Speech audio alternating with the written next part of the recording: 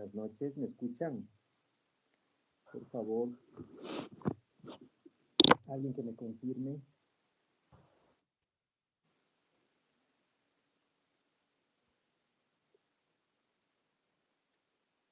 No se le escucha bien, doctor. A ver, denme un segundo, ¿ok?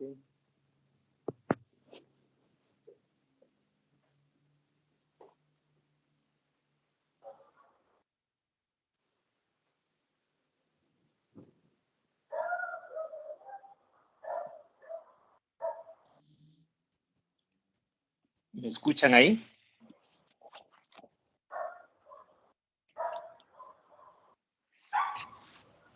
Sí, se le ha escuchado bien. Ahí sí. Sí. Ya, perfecto. Ok, ahí estamos entonces, ¿no? Bien, ahora sí, apaguemos nomás los micrófonos de ustedes. La pizarra sí la están viendo, ¿no?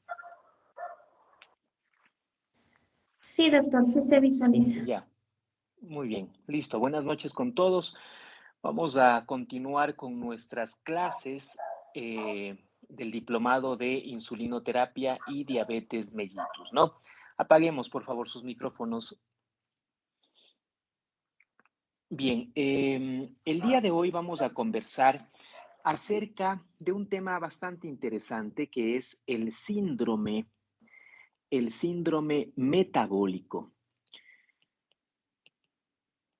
Muchos de nosotros hemos escuchado mucho acerca de este síndrome, que básicamente tiene una implicación y un impacto en el riesgo de un paciente de desarrollar justamente diabetes mellitus y también en el riesgo o incremento en la probabilidad de eventos cardiovasculares. Entonces, obviamente es importante considerar esta realidad. Se estima que los pacientes con síndrome metabólico tienen de 2 a 3 veces más riesgo de diabetes y hasta 5 veces más riesgo de enfermedades cardiovasculares. Miren ustedes, esto es importante, conocer el impacto justamente que tiene este síndrome metabólico, ¿sí? En el aumento, en el riesgo, ¿sí? De diabetes mellitus y el aumento en el riesgo también de enfermedad cardiovascular. ¿Ok? Entonces, partiendo desde este principio, al síndrome metabólico se le ha dado una serie de sinónimos, ¿sí? Tenemos el síndrome de resistencia a la insulina, ¿sí? Que lo conocen algunos, síndrome de resistencia a la insulina. ¿Qué otros sinónimos más se le conoce a este síndrome? Un síndrome cardiometabólico, un síndrome dismetabólico, un síndrome plurimetabólico, un síndrome también conocido como síndrome X, también lo han mencionado, un síndrome de Reben, ¿sí? Que son sinónimos, ¿sí? Que pueden hablar pues de este mismo síndrome metabólico, ¿no? Síndrome cardiometabólico.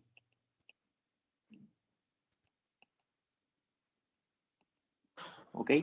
Por citar algunos nombres con los cuales ustedes le pueden tener o le pueden encontrar en la literatura a este síndrome, ¿no? Es importante que en la definición, ¿sí? En la definición de este síndrome, tomar en cuenta algunos criterios que a lo largo prácticamente de una década, justamente se han hecho evidentes algunas, digamos, asociaciones, algunas entidades científicas con la finalidad de ir definiendo a este síndrome metabólico, ¿no? Y claro, se habla, por ejemplo, ustedes pueden tener, por favor, apaguen el micrófono, tengan la bondad. Hay un ladrido de un animal al fondo que no nos deja trabajar. Gracias. Apaguen el micrófono, apaguen.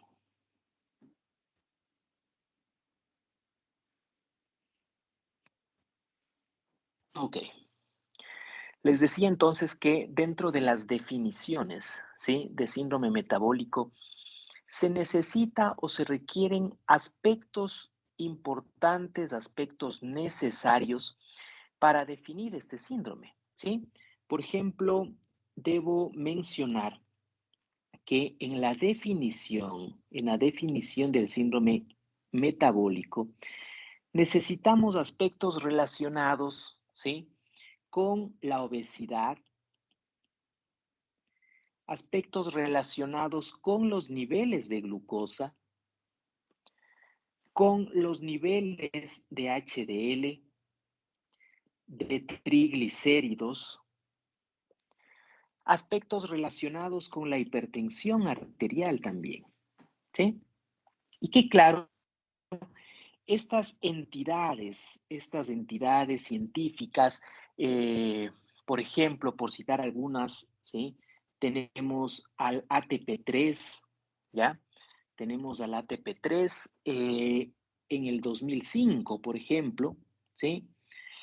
Tenemos a la IDF en el 2009.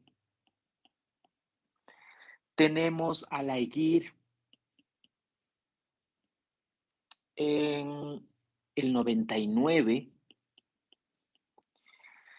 a la Organización Mundial de la Salud,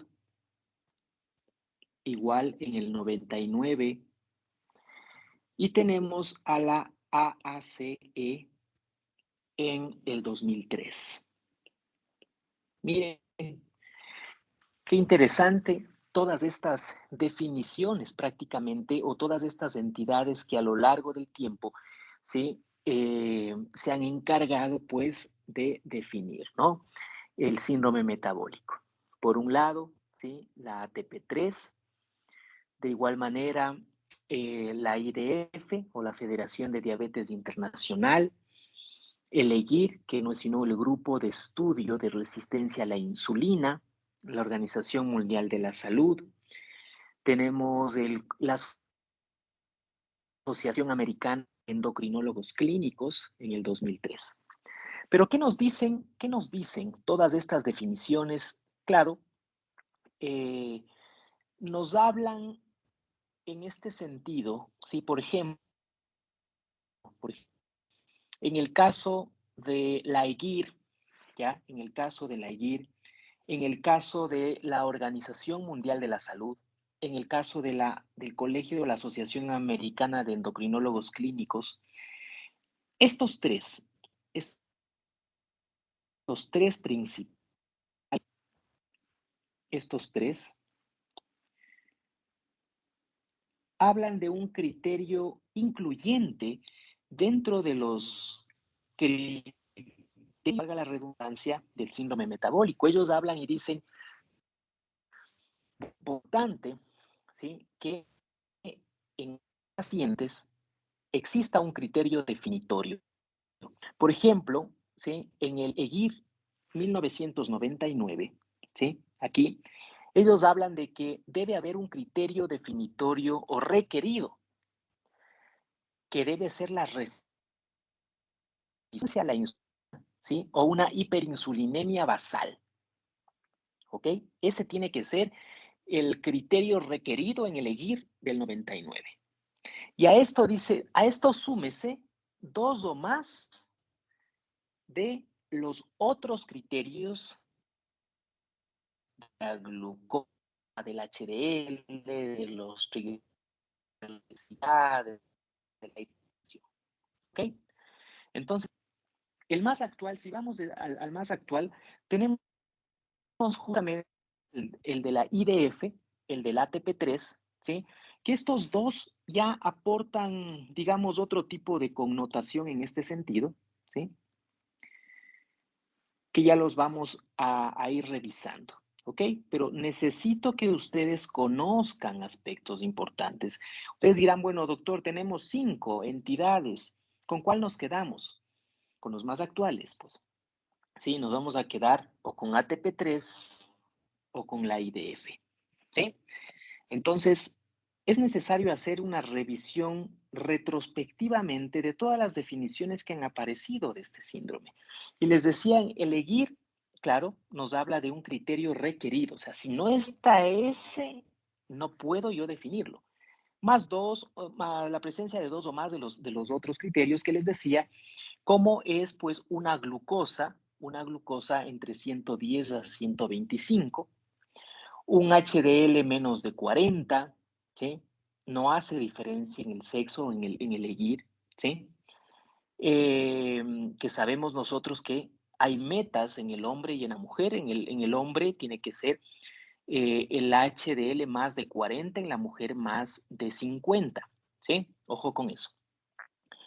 Los triglicéridos dice o nos decía elegir parámetros mayores de 180 miligramos de decilitro, una obesidad, un perímetro abdominal mayor o igual de 94 en hombres, mayor o igual de 80 en mujeres, y una presión arterial mayor o igual de 140 a 90. ¿Sí? Eso nos decía elegir. Y claro, algo parecido y que con el tiempo fue un poco modificándose. La Organización Mundial de la Salud, igual en el 99, aporta y nos dice, sí, efectivamente hay un criterio requerido. El criterio requerido tiene que ser aquí resistencia a la insulina. Otra vez nos ponen ese criterio incluyente. O una glucosa en ayunas que tiene que ser mayor o igual a 110, nos pone. ¿Sí? Y a eso, sumado dos o más de los otros criterios que tienen relación con el HDL, los triglicéridos, la obesidad, la presión. ¿Sí? ¿Qué nos dice? ¿Qué nos dice? Ya para ir un poco concretando y no confundirnos, ¿con qué definiciones nos vamos a quedar nosotros en este sentido? Y les decía ATP3, ¿sí? O, en este caso, de la IDF. El ATP3 forma lógicamente parte del programa de educación nacional del colesterol, ¿no? Hace referencia al NCEP, sería, que en las siglas en inglés es el Programa de Educación Nacional del Colesterol, que es el ATP3, ¿ok? ¿Qué nos dice estos criterios, ¿sí?, de definición del ATP3, por ejemplo? ¿Qué nos dice?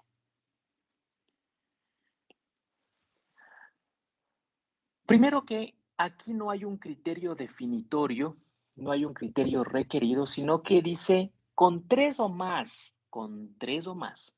de los siguientes criterios usted ya define a síndrome metabólico, ¿sí?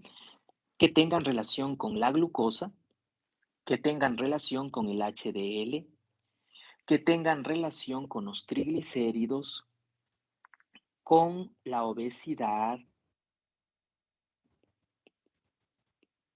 y que tengan relación también con la hipertensión arterial, ¿sí? Entonces, en el ATP3, vamos a poner más acá. En el ATP3 nos dice, perfecto, ustedes necesitan una glucosa que debe ser, en este caso, ¿sí?, mayor o igual de 100 miligramos decilitro. ¿Ya? Un HDL en hombres menor de 40, para que sea criterio, ¿no? En mujeres, menor de 50 miligramos decilitro. ¿Ok? Los triglicéridos deben ser mayor a 150 miligramos decilitro. Con respecto al perímetro abdominal, aquí es importante tomar en cuenta los diferentes puntos de corte, estimados colegas, ¿sí? ¿Y por qué les digo esto? No es lo mismo la circunferencia abdominal, hablando de población como los europeos, como los norteamericanos, como los asiáticos o los latinos, no es lo mismo, pues, ¿sí? Y les voy a poner un ejemplo, si para una población o para la población europea o norteamericana Ellos hablan de que el criterio aquí para obesidad, ¿sí? Y me refiero en cuanto al perímetro abdominal, como obesidad central me refiero, ¿no?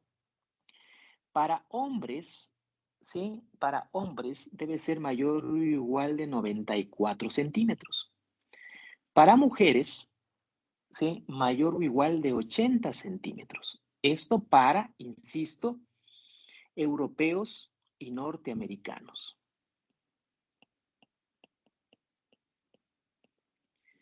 Pero para la población latina, que lo ponen como equivalente a la población asiática, es en hombres mayor o igual de 90 centímetros y para mujeres mayor o igual de 80 centímetros. ¿Sí? Entonces, este es el que nos sirve para nosotros. ¿Sí? Este es el que nos sirve a nosotros. ¿Estamos? ¿Ok? Entonces, mucho cuidado en este momento de leer literatura de otros países que de pronto puede corresponder a otros puntos de corte, ¿sí? Y con respecto a los niveles de presión arterial, ¿sí? Con respecto a los niveles de presión arterial, se hace aquí referencia, ¿sí? Se hace referencia a un valor mayor o igual de 130 sobre 85. ¿Ok? Milímetros de mercurio. Bien, o que claro esté ya en tratamiento para la hipertensión, ¿no? ¿Sí? O ya que esté recibiendo tratamiento para la hipertensión arterial. ¿Sí? Entonces, miren qué interesante esto, ¿ya? Que es importante tomarlo en cuenta, ¿sí? Y que de una u otra forma debemos llegar a considerar estos valores, ¿sí? En ese sentido. Bien. ¿Alguna duda hasta aquí, doctores? ¿Alguna duda? ¿Alguna pregunta? Doctor, en el caso de lo del ATP3, en la parte que estaba revisando pone la obesidad central, hombres catalogado como mayor a 102 centímetros de perímetro abdominal. ¿Eso se refiere a las poblaciones de Europa, de Estados Unidos? No, esta me refiero, sí, aquí hay un error, perdón. Agente europeo, aquí en la europea no hace nada la ATP3. Aquí vamos a hacer una corrección, gracias por la observación, ¿no? Ya, Esto es muchas para la gracias. europea, pero el ATP3 es norteamericano. Ya. En el hombre, aquí vamos a hablar mayor o igual de 102 centímetros y en las mujeres mayor o igual a 88 centímetros. ¿Sí? Eso en el ATP3, ¿ok? Ahora, si hacemos la comparación en este punto, vamos a comparar con la IDF, ¿no? Vamos a hacer la comparación con la IDF. En la IDF, ¿sí? Tenemos como criterios, con respecto a la glucosa no hay mayor cambio, ¿sí? Se mantiene mayor o igual de 100 miligramos sobre decilitro, ¿sí? Con respecto al colesterol HDL, de igual manera se mantiene en hombres menos de 40, en mujeres menos de 50, ¿sí? Con respecto a triglicéridos es igual, mayor de 150 miligramos decilitro, ¿sí? Con respecto a los perímetros, al perímetro abdominal, aquí sí, en población europea, ellos lo definen, ¿sí? En hombres mayor o igual de 94 centímetros y en mujeres mayor o igual de 80 centímetros. Pero esto para europeos, ¿no? Y claro, para la población asiática es la que, o latina, es este valor de acá, ¿sí? Más de 90, mayor o igual de 90 centímetros en hombres y mayor o igual de 80 centímetros en mujeres. Ojo con eso, ¿sí? Y dentro de lo que es los niveles de presión arterial, se mantiene igual, mayor o igual a 130/85. En otras palabras, donde se encuentra el cambio básicamente es a nivel del perímetro abdominal. ¿Ok? ¿Alguna duda hasta ahí? ¿Estamos de Doctor, acuerdo una con las pregunta, sí. definiciones? Sí, dígame. Tal vez la parte de la glucosa en ayunas es una sola toma de glucosa o hay que repetirla en el caso de que no haya diagnóstico previo de diabetes mellito. Bueno, normalmente se habla de que puede ser un valor tomado en ayunas, ¿sí? O un diagnóstico establecido de diabetes, ¿ya? Se habla de cualquiera de esos dos criterios, ¿no? Te habla en las definiciones, te hablan de que o puede ser un valor mayor o igual a 100 miligramos de cilitro o ya con diagnóstico de diabetes o que estés utilizando ya tratamiento para niveles elevados de glucosa, ¿sí? Entonces, en ese sentido te habla la definición. Cualquiera de esos dos criterios es incluyente. ¿Alguna otra Muchas duda? gracias. ¿Alguna otra pregunta? Doctor, una pregunta. No le alcancé a escuchar Sí. si en los criterios del IDF también es igual que en ATP3 con 3 o más criterios de los que están citados. Sí, efectivamente, para definir síndrome metabólico, en estos dos, yo necesito, ¿sí? Mayor o igual de 3 criterios. Doctor, pero en la parte de la IDF no está como un prerequisito la parte de obesidad central.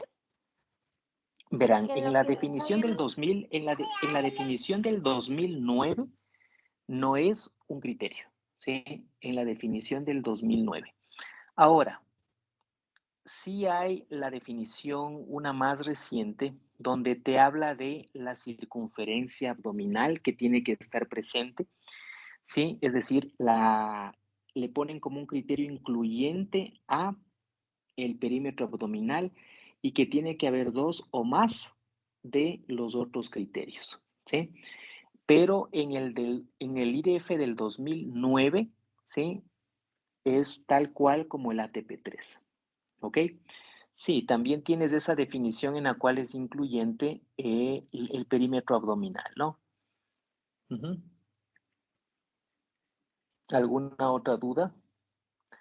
Nosotros podemos optar, ¿sí? Nosotros podemos, en este sentido, optar por los criterios, como les decía, los más reconocidos, los más relevantes en este sentido, que es tanto del ATP3 como de la IDF, ¿no? ¿Alguna otra duda?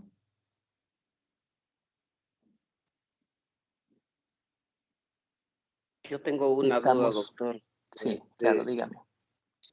Son pacientes crónicos, por ejemplo, son pacientes que ya son diabéticos, pacientes que son obesos, pacientes hipertensos, que ya vienen recibiendo tratamientos y usted 1 o 2 años atrás y que presentan un tipo de complicación, o son pacientes que recién comienzan con su sintomatología. Esa partecita Ya. desearía que me explique, doctor. Ok, no necesariamente Gracias. tienen que ser diabéticos, ¿sí? No necesariamente tienen que ser diabéticos. Como les decía, muchos de ellos, el síndrome metabólico se utiliza como para definir el riesgo que tienen de diabetes, ¿sí? O el riesgo de enfermedades cardiovasculares. Sí, en las definiciones te ponen, por ejemplo, en la parte de glucosa, que el paciente tenga una glucosa mayor o igual de 100 o esté en tratamiento con drogas para bajar la glucosa, que te puede poner en el contexto de una glucosa alterada en ayunas o de prediabetes, ¿sí? En la IDF igual, ¿no? Te habla de que debes tener un nivel de glucosa de 100 o ya un diagnóstico de diabetes en ese sentido.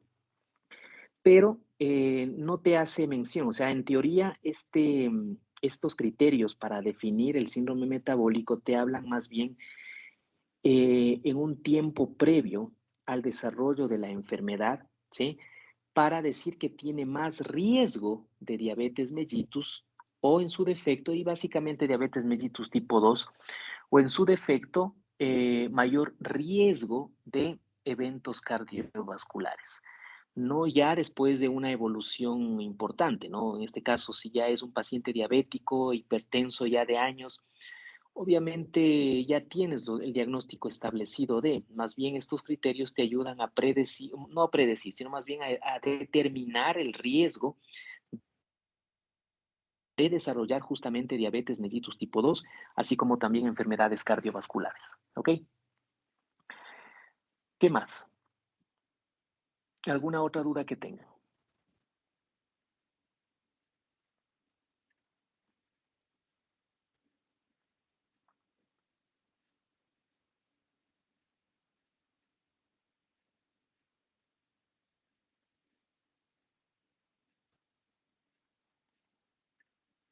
Cuéntenme, ¿alguna otra duda?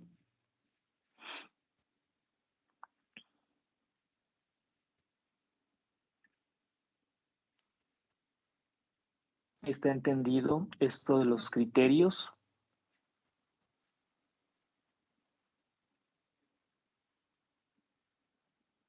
Ok, listo.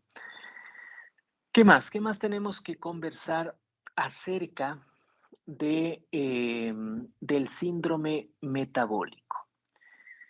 A ver, vamos a ver, ya hemos definido prácticamente, ¿sí? Hemos definido en base a las diferentes, obviamente, entidades. Con respecto a algunos aspectos, digamos, en términos de epidemiología, ¿ya? Nos hablan básicamente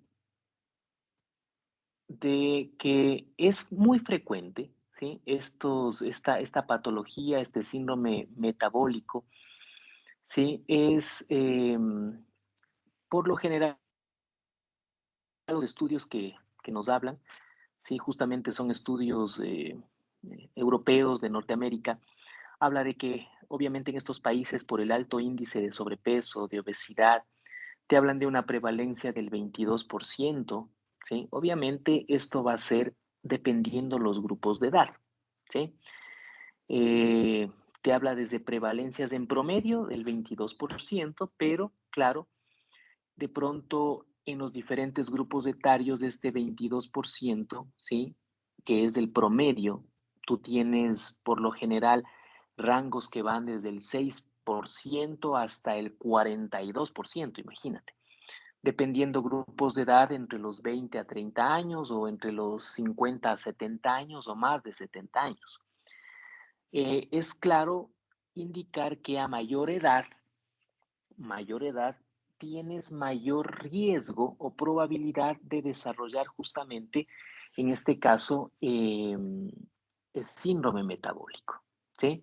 Entonces, eso es importante establecerlo. Y dentro de esta prevalencia, ¿sí? Del síndrome metabólico, que por lo general se ha establecido todas estas cifras estadísticas a raíz del estudio del NANES 3, ¿sí? Que justamente ha establecido estas estadísticas sobre la prevalencia del síndrome metabólico y que esto fue publicado pues en el JAMA, me parece, en el 2000, 2002, más o menos por ahí.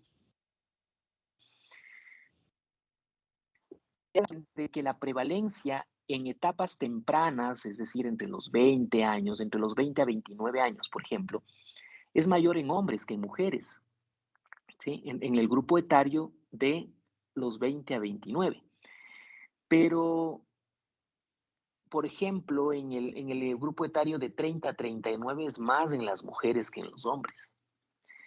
La tendencia ya después, o sea, ya si hacemos un promedio de todos los grupos etarios, parecería que es casi similar, con apenas una ligera tendencia a ser mayor en hombres que en mujeres, pero es muy ligera, ¿sí? Muy ligera.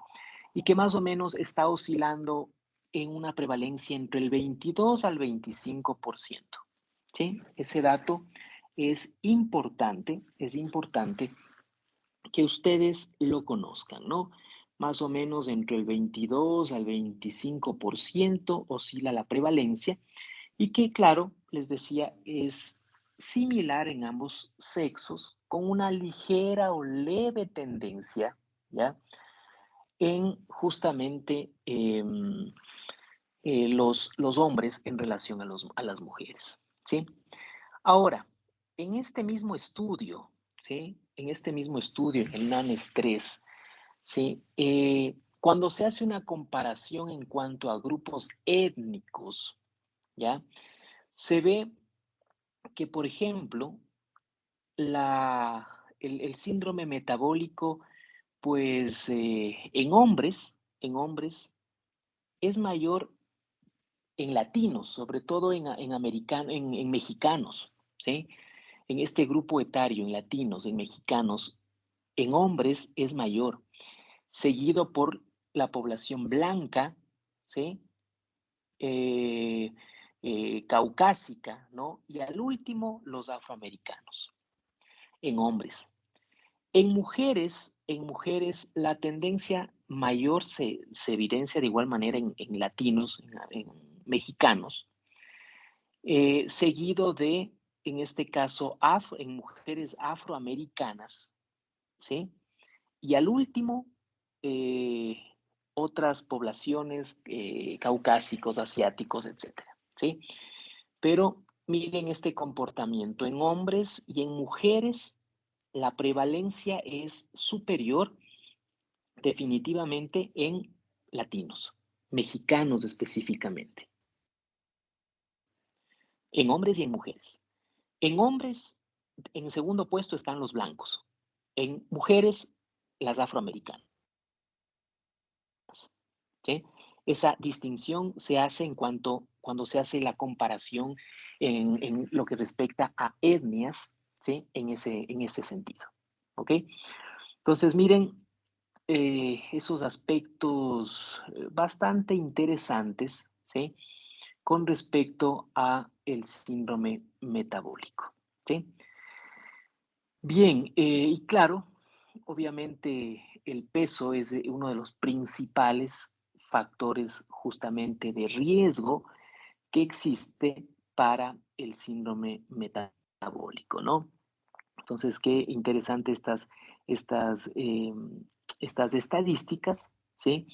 Con ligera tendencia, les decía, mayor en hombres que en mujeres, ¿sí? De igual manera, en el estudio Framingham, ¿sí? En la cual se valoró más allá de 3.000 sujetos, justamente la prevalencia del síndrome metabólico estuvo cercana al 26-27% más o menos, ¿sí?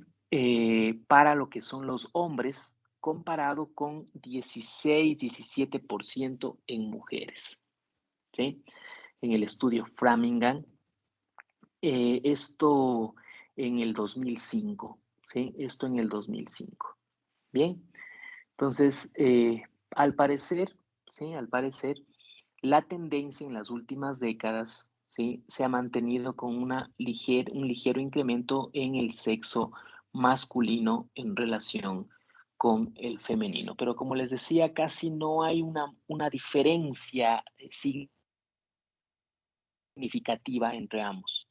¿Ok? Bien, ¿qué más tengo que contarles al respecto? Sí, efectivamente existen pues otros factores de riesgo en el cual pues se ve involucrado también eh, la aparición de un síndrome metabólico, no solamente el peso, sino también la edad, la raza, ¿ya? Ciertos hábitos, como por ejemplo el tabaquismo, una dieta obviamente rica en carbohidratos, ¿sí? Consumo de alcohol, sedentarismo, hacen o forman parte también de los factores de riesgo justamente para el síndrome metabólico. ¿Ok? ¿Por qué es importante, doctores? ¿Por qué es importante llegar y justamente a establecer la necesidad de un diagnóstico de síndrome metabólico? Es justamente para encaminar las diferentes estrategias, ¿sí? Para encaminar los diferentes intervenciones en promoción, en prevención en salud y evitar que estos pacientes que desarrollan o obviamente se encuentran en síndrome metabólico, con el tiempo no avancen a diabetes mellitus o en su defecto un mayor riesgo de enfermedad cardiovascular. Es importante identificar a estos pacientes para justamente cumplir metas, y eso es algo importante que debemos tener en cuenta en estas patologías. Metas. ¿Cuáles son las metas terapéuticas? ¿Cuáles son las metas terapéuticas? Justamente para síndrome metabólico.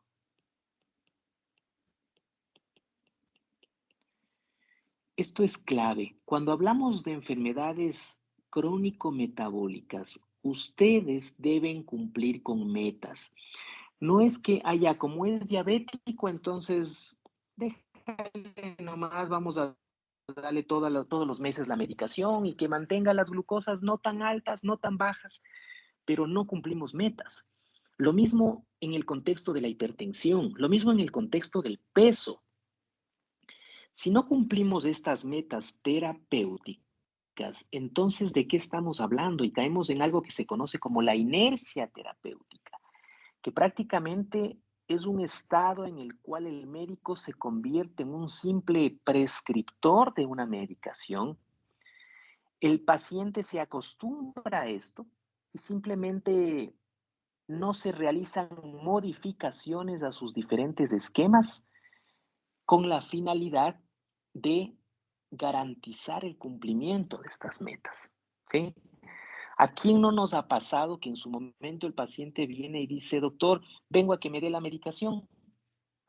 O el doctor tal, doctorcito, vengo porque el doctor tal ya me toca que me dé la medicación. O sea, y al paciente no le interesa si cumple o no cumple la meta, estará bien controlada la presión, estará bien controlada la glucosa, los niveles de lípidos. Es decir, caemos en un punto de una prescripción automática y no garantizamos el cumplimiento de metas. Y esto es importante.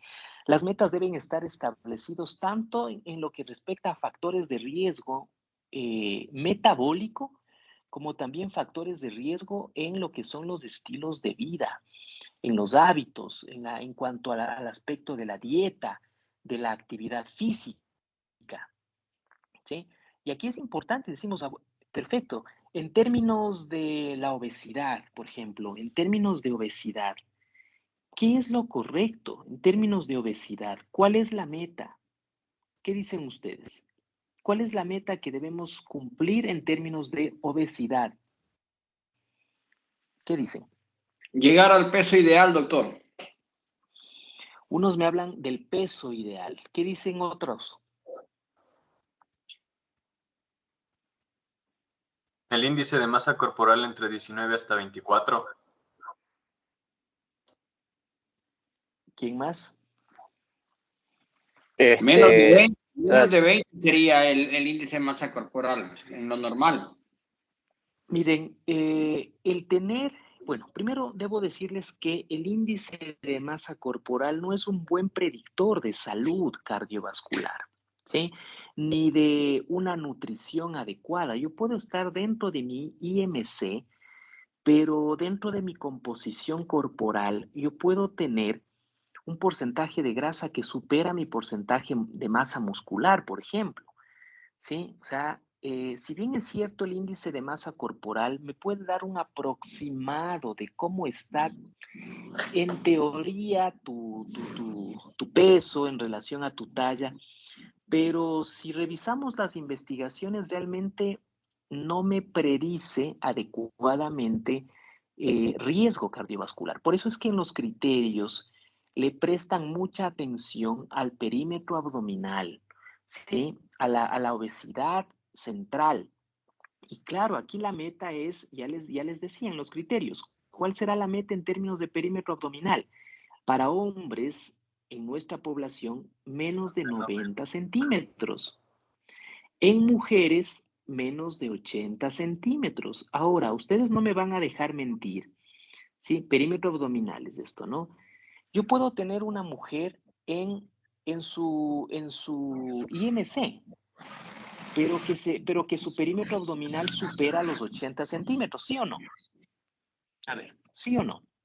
Ustedes díganme esa situación. Yo puedo estar en mi IMC, perfecto, pero resulta que mi perímetro abdominal está en 94, ¿ya? Entonces, sí te das cuenta que una cosa, aquí las metas en términos de síndrome metabólico lo establecemos por el perímetro abdominal, ¿sí? Ojo con eso. La obesidad central es la que tiene implicación o impacto en salud cardiovascular, en riesgo metabólico, ¿sí? Porque si no, imagínate, un criterio sería el IMC y no los tienes en los criterios de síndrome metabólico.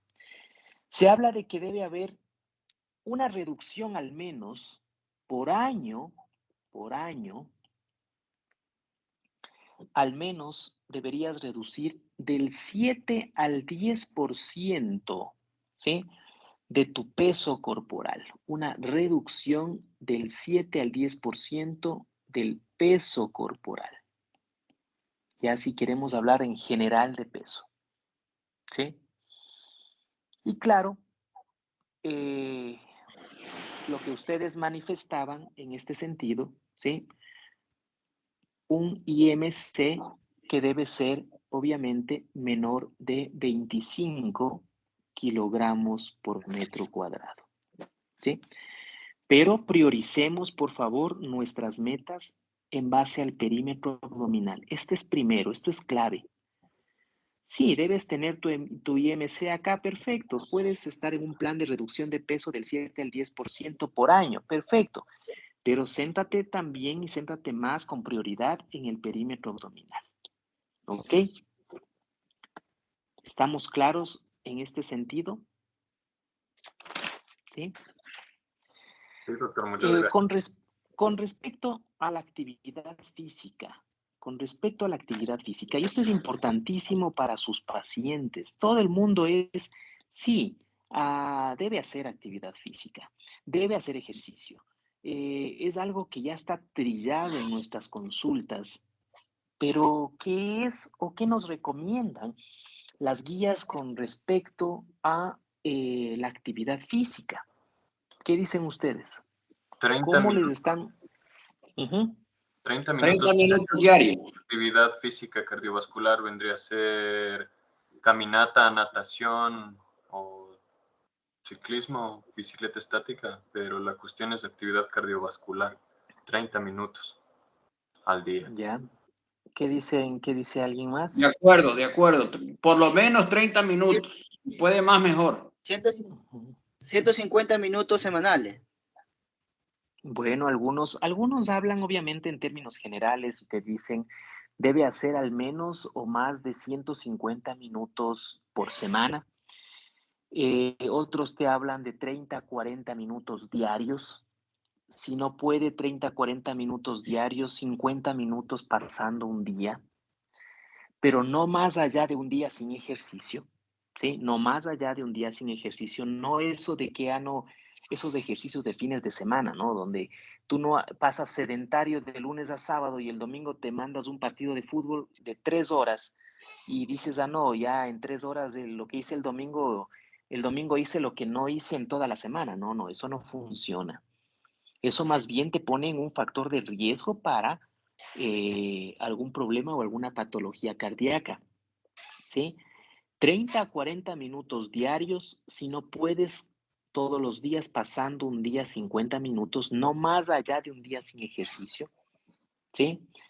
Y que claro, te dicen al menos, las guías, al menos 30 minutos. Lo ideal sería, ya les digo, lo ideal te ponen ellos como 60 o más, 60 minutos o más preferentemente, pero es medio complejo eso. actividad continua, ¿no? Continua o intermitente, pero de una intensidad moderada. Moderada. Ojo con eso, ¿no? Bien, con respecto a la dieta, ¿sí? La dieta tiene que ser una dieta baja en grasas saturadas, en grasas trans y colesterol, ¿sí? Entonces, con respecto a la actividad física, 30 a 40 minutos al día, ¿sí? O pasando un día, 50 minutos, ¿sí? No más allá, no más de un día sin ejercicio, ¿sí? No más de un día sin ejercicio. Ojo, al menos un periodo mayor o igual a 150 minutos semanal. Mínimo, ¿no? Mínimo. Bien, con respecto a metas o factores, ¿sí? De riesgo metabólico, por ejemplo, con respecto a las metas, en este caso, de colesterol, por ejemplo, ¿sí? Vamos con metas del colesterol HDL, que deben ser en hombres mayor de 40, en mujeres mayor de 50, ¿sí?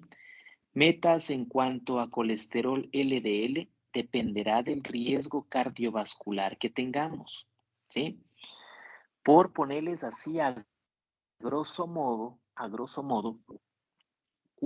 nosotros podemos tener en este sentido algunos riesgos, ¿no? Bajo riesgo, intermedio, ¿sí? Alto. Puedo tener incluso muy alto y riesgo extremo, ¿ya? Las guías en este sentido cada vez son más exigentes, ¿sí? Por ejemplo, para bajo riesgo te dicen, en guías anteriores te hablaban de que debería haber menos de 160 miligramos de cilitro, ¿sí? En el intermedio menos de 130 y en el alto menos de 100, ¿sí? Así te ponían menos de 160, ¿sí? Menos de 130, menos de 100 en alto riesgo del colesterol LDL, ¿sí? Cada vez estas metas están o son más estrictas en este sentido, ¿no? Bajo riesgo, intermedio riesgo, ahora te ponen menor de 116, alto menos de 100, muy alto menos de 70 y riesgo extremo menos de 55, ¿sí? Entonces, ahora te ponen estos dos prácticamente como menos de 116 miligramos de decilitro, ¿sí? Alto, menos de 100, muy alto, menos de 70, riesgo extremo, menos de 55, ¿ok? Entonces, no es una sola meta del colesterol LDL, ¿sí? Ojo con eso. ¿Y cómo calculo yo esto del bajo riesgo, intermedio, alto o muy alto? ¿Quién sabe? ¿Cómo puedo calcular esto? ¿Quién me dice?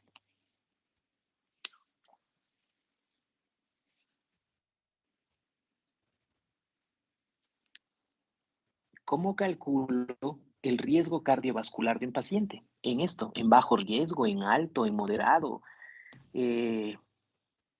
¿Cómo lo hago? Hay tablas para el riesgo cardiovascular o aplicaciones como por ejemplo la del OMS. Entonces se va ingresando los parámetros que se pide y se obtiene el cálculo al final. ¿Ya? Por ejemplo, vamos a poner un ejemplo en este sentido. Sí, efectivamente hay tablas validadas, hay calculadoras en este sentido que obviamente ustedes deben tenerlas, ¿sí? Vamos a coger una calculadora, no sé si tengo aquí el QX, Veamos. La escala FINRISK. No, el FINRISK es para riesgo de diabetes mellitus tipo 2, ¿no? No es para riesgo cardiovascular. Aquí estoy hablando del riesgo cardiovascular. Vamos con, hay una calculadora que son igual de la ATP3, ¿no? Por ejemplo, vamos a tomar este, ¿sí? Sí estamos viendo la pantalla, ¿no es cierto? Sí, doc. Ya, por ejemplo, dice género, te pide que... ¿Cómo que se llama llenes esa algunos- calculadora, doctor? QX, ¿sí? QX. Más o menos el icono, bueno, ahorita los iconos varían si tienen iOS, o sea, para Mac o para Apple o para Android, ¿no? QX se llama esa. Entonces, por ejemplo, género, vamos a inventarnos masculino, una edad de 60 años. Y aquí vas llenando todas estas variables, ¿no? Te dicen cuánto está el colesterol total, el HDL en cuánto está, cómo está la presión arterial sistólica, si toma medicación para la presión, si es fumador, y te calcula. Mira, te dice, para este ejemplo, te dice el riesgo estimado a 10 años de infarto agudo del miocardio o muerte por enfermedad cardiovascular es del 12%. Te da un riesgo moderado, ¿sí? Y aquí mismo te pone las metas, ¿no? Te dice, según las metas del ATP3 2004, te dice cuánto sería la meta de LDL en estos pacientes. Según la del 2009, ¿sí? Te va poniendo ahí de igual manera las metas que debes ir cumpliendo, ¿ok? Esto por ponerles ejemplo de Framingham, ¿no? Tenemos también otra, no sé si está aquí la de la ACC-AJA 2003, me parece, 13, esta, que es una de las más actuales, ¿sí? Veamos acá, te pone, qué sé yo, edad de 59 años, masculino, si es afroamericano, si es blanco, ¿no es cierto? Los niveles de colesterol total, cuánto tiene de HDL, la presión sistólica, cuánto tiene, si está en tratamiento para la presión arterial, si es fumador, si tiene diabetes, y ahí te va calculando. Y te dice, en este caso, el riesgo, ¿sí? De enfermedad cardiovascular aterosclerótica es del 15%, ¿ya? Esta calculadora de acá, de la ACC-AJA 2013, ¿sí? Se estableció más con la finalidad de identificar a los pacientes que obviamente son cantidad, doctores, a tratamiento con estatinas. Cuando el riesgo supera el 7.5%, dependiendo de algunos otros criterios que ya lo han de definir, me parece que el doctor Santiago Pacheco les va a hablar de dislipidemias, y claro, bajo otros criterios, que sea diabético, que tenga un LDL mayor de 190, que tenga previamente enfermedad cardiovascular, etcétera, etcétera. Te define la necesidad de justamente estatinas en este sentido, ¿sí? Esta escala, esta calculadora de la ACC-AJA 2013, justamente se elaboró para establecer esta condición, ¿no? En base a esto, tú estableces, y claro, por ejemplo, en lo que estábamos nosotros mencionando, ¿sí? En estos pacientes, por ejemplo, que tienen riesgo alto, por ejemplo, un paciente diabético, el hecho mismo de ser diabético ya lo pone en un riesgo, ya tiene que ser menos de 100. Si ese paciente, además de ser diabético, ya ha tenido una patología cardíaca, es decir, ya se infartó, ya le dio un evento cerebrovascular, ya no es solamente menos de 100. Ahora este es de muy alto, o sea, menos de 70. Y si a pesar de tener menos de 70 de LDL, le volvió a dar otro evento cardiovascular, otro evento coronario, entonces ya es de riesgo extremo. O sea, ya ese LDL no debe estar en menos de 70, sino ya debe estar menos de 55, porque ya es reincidente. Entonces, En base a eso, tú vas orientando justamente la necesidad o más bien las dosis de estatinas. Si necesitas estatinas en dosis de alta intensidad, de moderada o de baja intensidad, ¿sí? No va a ser lo mismo tratar con atorvastatina 80 miligramos que darle 40, que darle 20, ¿no es cierto? Entonces, todo eso te define. Ya hemos de ir hablando en ese sentido de cuáles son los criterios para iniciar esto, ¿ok? Entonces, aquí el mensaje es, no existe para el LDL, no existe un único punto de corte para el uso o más bien para la meta del LDL, sino dependerá de tu riesgo cardiovascular. Si es bajo, si es intermedio, si es alto, si es muy alto o si es de extremo riesgo. Y justamente en base a eso también, miren, hay esta calculadora que me gustaría, este es el link de pronto, ya les voy a pasar este link les voy a pasar a al WhatsApp, ¿sí? Es una calculadora interesante donde te pone, me parece que es esta, en la que te pone también la necesidad, ¿sí?, del paciente de recibir o no aspirina. Como profesionales de la salud, tenemos la mala costumbre de prescribir sin miedo aspirina o sin miedo clopidogrel para prevención primaria. Y eso es algo que deben tener mucho cuidado, ¿sí? Mucho cuidado porque obviamente en pacientes, sobre todo de edad, adultos mayores, este uso importante, excesivo en este caso, antiagregantes, lo pueden exponer ustedes a justamente riesgos de sangrados. Y eso lo vemos, o sea, pacientes que no tenían o que tenían un riesgo cardiovascular bajo, intermedio, recibiendo años aspirina. O sea, por favor, la aspirina está recomendada en pacientes con riesgo cardiovascular alto, alto, ¿sí? Y eso también hasta cierto grupo de edad. No puedes dar más allá en pacientes con una edad superior a los 79 años, ¿sí? Entonces, porque obviamente el riesgo es superior al beneficio. Vamos a poner una edad. Vamos a hacer uso de esta calculadora, por ejemplo, 46 años, masculino, pongámosle otra raza, asiático, ¿ya? Una sistólica de 150, una diastólica de 90, colesterol total de 230, un HDL de 45, un LDL de 130, historia de diabetes no, fumador no, tratamiento para hipertensión no, tratamiento con estatinas no, tratamiento con aspirina no. Listo, vamos a calcular esto, ¿no?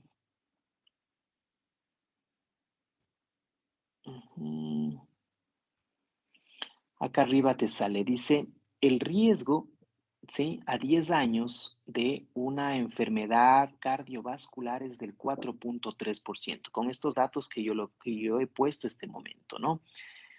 Y te hace algunas recomendaciones, en este caso, bueno, te calcula el riesgo cardiovascular que tiene. Como les decía, esta calculadora fue hecho para determinar la necesidad de estatinas. Con más de 7.5, ese paciente es candidato a usar estatinas. Acá te da 4.3%.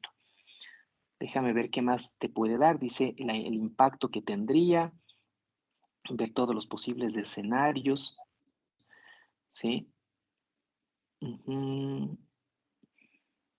Aquí te analiza qué pasa si da solo estatina. Por ejemplo, en este paciente dar estatinas no aplica. Dar medicamento para bajar la presión arterial te reduciría, ¿sí?, en 3.1% el riesgo, ¿sí? Entonces, mira, aspirina no aplica, ¿ya?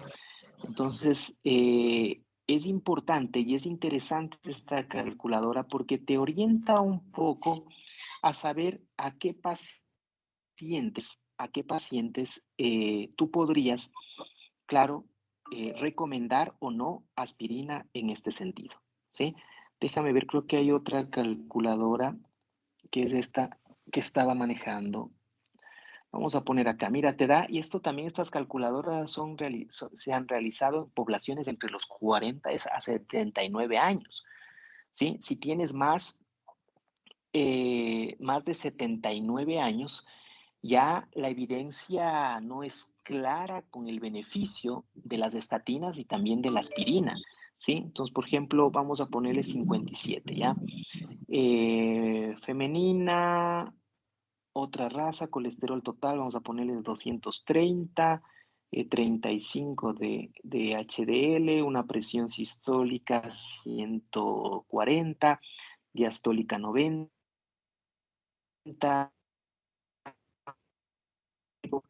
No, vamos a ver aquí, calcular. Sí, este es el que me da para estatinas, ¿sí? Miren, aquí te sale 4.8% de riesgo cardiovascular. ¿Y qué te dice? Aquí te da la recomendación. Vamos a ver los cuadritos verdes primero. Dice, en base a tu edad y al riesgo calculado o stroke de enfermedad cardíaca o stroke, ¿sí? A 10 años, las guías sugieren que tú probablemente no beneficias de iniciar aspirina. ¿Sí? Aquí te dice no aspirina, claramente. Vamos con el otro cuadrado verde, en el que te dice, en cambio, en base al riesgo calculado de enfermedad cardíaca o stroke, menos del 7.5%, ¿se acuerdan que les había dado ese punto de corte? La CCAJA indica que no, o más bien sugiere que no tienes indicación para estatina. ¿Sí te das cuenta? Y sin embargo, este colesterol de 230, ¿sí? ¿A cuántos pacientes nosotros en consulta estamos por iniciar? Aspirina o clopidogrel por iniciar, doctores. Esas prácticas tienen que parar. Créanme que tengo que destetar de medicación a un gran número de pacientes porque al hacer este cálculo no se benefician de estatinas, no se benefician de aspirina y más bien estamos aumentando eventos eventos adversos en estos pacientes como sangrados digestivos, bueno, y un sinnúmero de otros aspectos, ¿sí? Y mira más bien te sugiere, dice, basada en la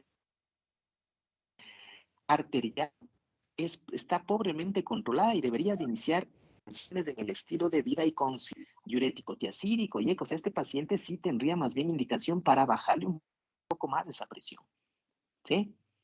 Entonces, miren qué interesante estas calculadoras, ¿sí? Y sobre todo estas de acá, estas dos de acá, de estos links que les digo, porque les da la pauta de iniciar o no estatina, iniciar o no aspirina, ¿sí? Entonces, esto es importante, doctores, que ustedes lo conozcan, lo manejen, ¿sí? Para que sepan a quiénes dar estatinas y sepan hacerlo, ¿sí? Entonces, no es nomás de, no, prevención primaria y dale. Hay abuelitos de 80, 85 años con aspirina, con clopidogrel, tomando estatinas y no está bien, ¿sí? Entonces, seamos más cautos en la prescripción de esos medicamentos. ¿Alguna duda, doctores, que ustedes tengan en este sentido?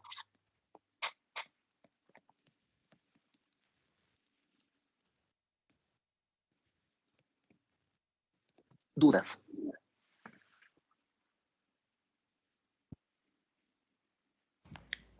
Tal vez En mi hay libro de protocolos alguna... terapéuticos en medicina interna, les decía, en mi libro de protocolos terapéuticos de medicina interna, Doctor, está en una el capítulo de pregunta. dislipidemias. Ajá. Una pregunta antes de que continúe. ¿Y tal vez hay alguna aplicación en la que se incluya esta última calculadora que nos indicó que mide el riesgo, o sea, más bien dicho, nos da la pauta si necesita o no el uso de aspirina del Colegio Americano de Cardiología que nos indicó? ¿O tenemos, Claro, o por es lo pronto hay esta, que ingresar ahí en el link como nos es mostró? esta aplicación. No. aplicación no, así con estas características no. Hay la aplicación, te da solamente que es la calculadora de la CCAJA 2013, porque esto es en base a la calculadora de la CCAJA 2013. Pero así aplicación que te dé así bonito, como eso no vas a encontrar. Uh-huh. Ok, gracias.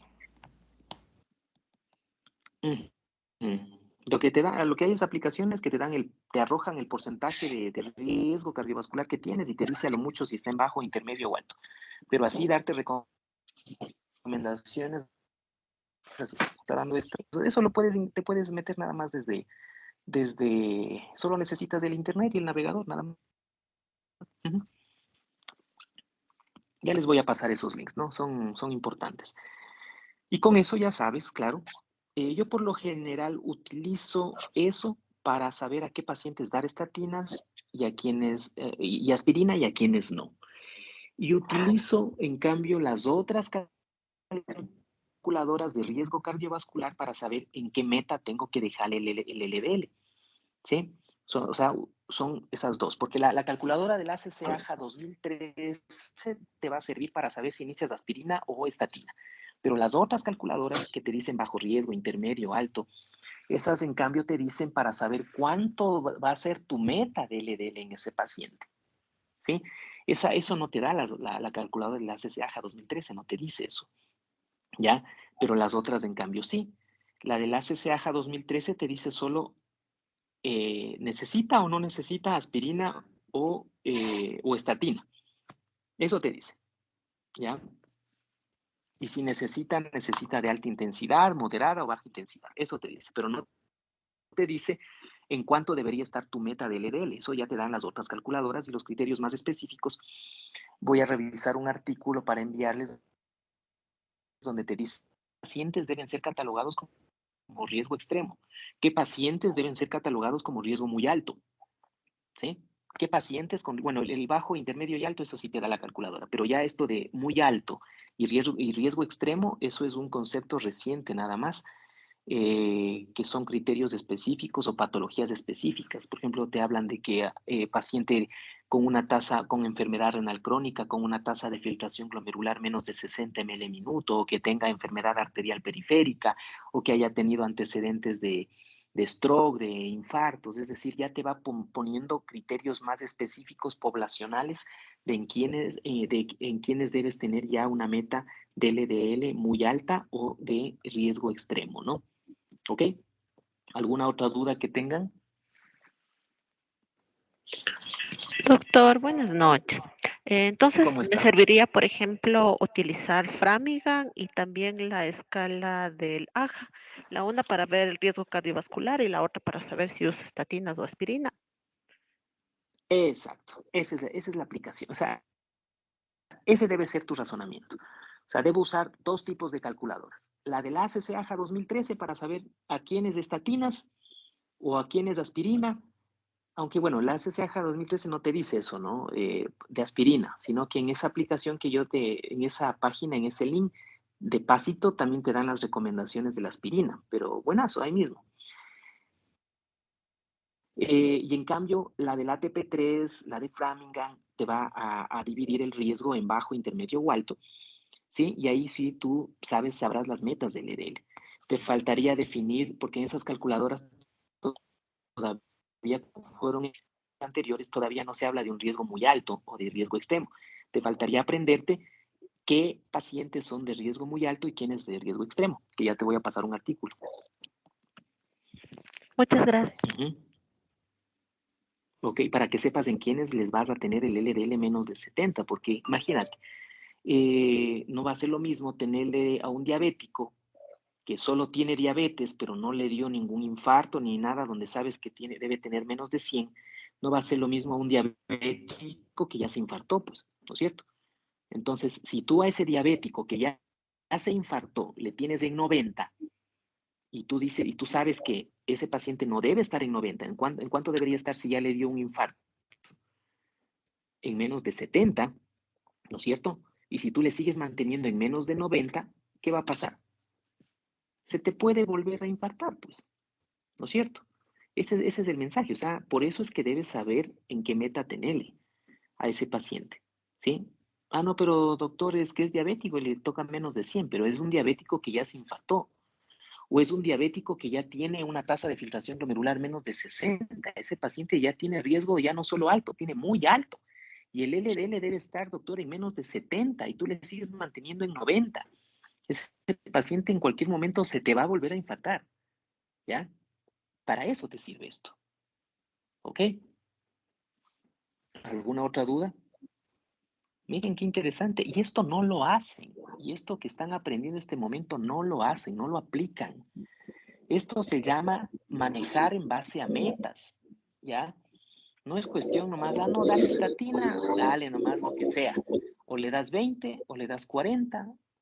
Quieren normalizar perfiles lipídicos, cuando realmente, si tú te das cuenta, no se trata de normalizar un valor de laboratorio, se trata de analizar todo el contexto, todos sus factores de riesgo, la edad, la raza, su presión arterial, todo eso te arroja un valor, no solamente se normalizar un parámetro de laboratorio, ¿sí? En ese sentido. Listo, doctores. Nos vamos a quedar por hoy ahí. Continuamos conmigo el día jueves, martes y miércoles vamos a tener clases con el doctor Santiago Pacheco, ¿no? Les agradezco por su atención. Hasta una próxima. Gracias, doctor Ortega.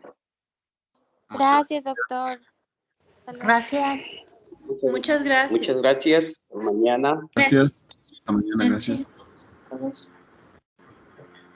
Buenas noches.